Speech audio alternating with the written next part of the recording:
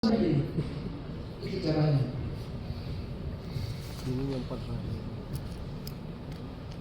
Jadi diawasi betul, caranya mengawasi bagaimana, karena di sisi lain kita di lapangan itu ada etika pula, ada etika kemasyarakatan, ada etika kepribadian, ada etika. Makanya kalau dia kalau pembangunan kita lebih korek-korek begini atau bagaimana protes begini tidak usah, itu bukan etikanya.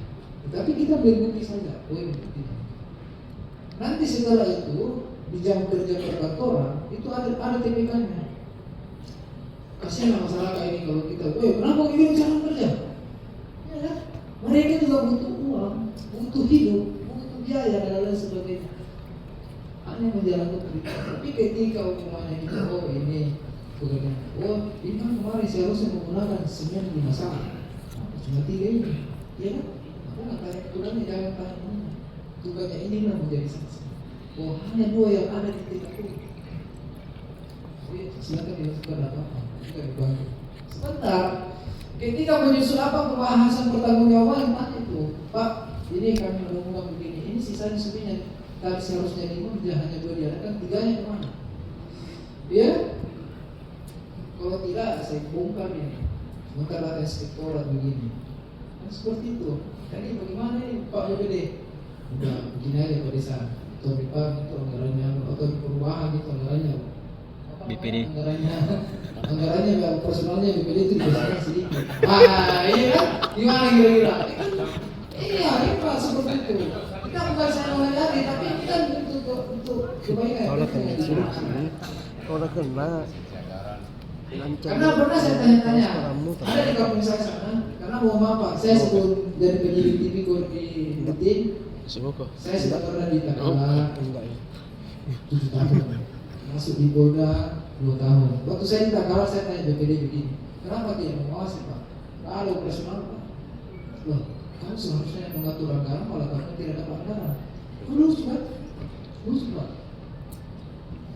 Kita nggak boleh ini tegas.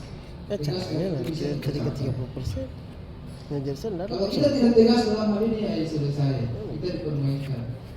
Ya kan? Tidak ada yang abadi Pak.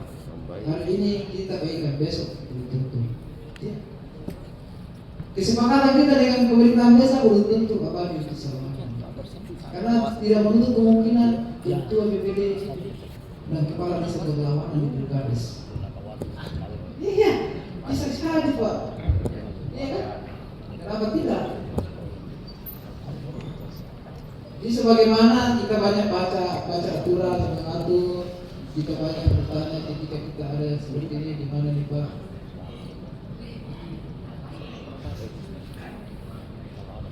Jadi lanjut Pak. Tahap pelaksanaan dan evaluasi LKPD. Monitoring realisasi fisik lapangan, memantau langsung progres pekerjaan proyek infrastruktur, turunnya material dan rencana anggaran biaya. Uji keterbukaan informasi, memastikan baliho realisasi penggunaan UNES dipasang di RMP agar bisa diawasi bersama seluruh laksanakan. Analisis kritis LKPPD akhir tahun, penilaian laporan pertanggungjawaban kepala desa, memeriksa sisa pembayaran untuk dikalkulasi tentunya.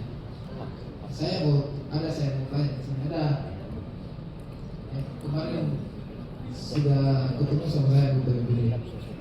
Mana Mandiri? Kenapa ya? Iya. Pak, kalau ini saya dalami betul ini ya, mohon maaf, pengawasan di mana? Iya kan? Mohon maaf ya. Bukan kita, tapi itu saya tadi, makanya tugas kita itu saya tadi, kalau pengawasannya ini maksimal kayak gini, yang kita percaya tidak perlu ada kontrol. Iya kan? Karena kita sudah maksimal mengawasi tertentu. Jadi kita ini posisinya BPD itu posisinya sejajar dengan kepala desa. Itu yang harus dipahami. Dan saya juga dituju sebagai kami dituju sebagai BPD itu berdasarkan peraturan. Itu ada peraturan yang lebih. Jadi tidak benar. Kami juga bukan digaji dari Yang perlu ini Pak, ini usulan saja sih dari saya. Seharusnya itu, kalau memang hal ini bahwa dibuat peraturan desa bahwa setiap pelanggaran APBDes itu sekian persen dari ini itu adalah untuk operasional BPD. Begitu. Ya kan? Kalau kurang-kurang usulkan tambahan Pak. Itu saya kasih yang baru bagaimana. Kenapa demikian? Saya yakin di sini bahwa BPD ini dalam hari kerja ada yang cari tugas tambahan atau usaha tambahan. Ya kan? Di hari kerja nih, padahal kami digaji tiap hari selama Senin sampai Jumat. Sabtu Minggu silakan. Kalau kita berbicara menganalisis terkait hal ini, saya kan digaji. Saya harus bekerja mulai jam 8 atau jam setengah 8 sampai jam 3 sore. Digaji per bulan. Gajinya berapa ini? Kalau merasa sedikit keberatan, protes lah, ajukan. Kalau merasa sudah cukup, jalan. Ya. Tapi bagaimana ketika di jam kerja itu, lalu kita mencari usaha tambahan lain, berarti kita tidak masuk kerja, itu korupsi. Korupsi itu, karena yang dibayar adalah pekerjaan. Tapi ini susah juga, karena digaji dulu baru bekerja. Mana dia mau kembalikan? Iya kan? Digaji dulu baru bekerja. Ya sama saya lah. Saya kan juga setiap tanggal 1 sudah masuk gaji baru bekerja. Jadi mau diminta Bu, ceritanya sudah dipakai beli makanan, beli kebutuhan makanan. Tapi sekarang ada namanya sistem apa ya? Sistem mungkin di desa belum ada, tapi kalau di kabupaten itu sudah ada tunjangan kinerja. BPP istilahnya. Kita kalau di ini BKK. Ada BKK. BKK ya. Kasih Bapak satu. Yang bicara BKK Pak. Jadi mudah-mudahan ini salah satu untuk kesejahteraan BPD itu harus dibersamakan. Jangan hanya sendiri-sendiri. Harus bersama. Kalau memang itu BKK ada, kenapa dia ada saya tidak. Bayangkan. Jadi jangan sampai jalan sendiri-sendiri. Kita harus berjalan secara kekompakan supaya aspirasi itu bisa muncul. Di mana kita harus mengatakan demikian? Ada perwakilan PFD, di SPMP itu ada di situ. Oke lanjut. Ini oke, indikator kerawanan korupsi keuangan desa. Markup anggaran berlebihan, harga satuan barang atau upah tenaga kerja dinaikkan jauh di atas standar harga pasar wajar kabupaten. 2. Prohibitif atau cross volume. 3. Monopoli pengadaan barang. 4. Manipulasi dokumen SPJ. Ini kan ini yang sering terjadi di desa. Sering terjadi. Saya cuma sedikit tutup mata. Kalau saya tutup mata ini selesai semua desa.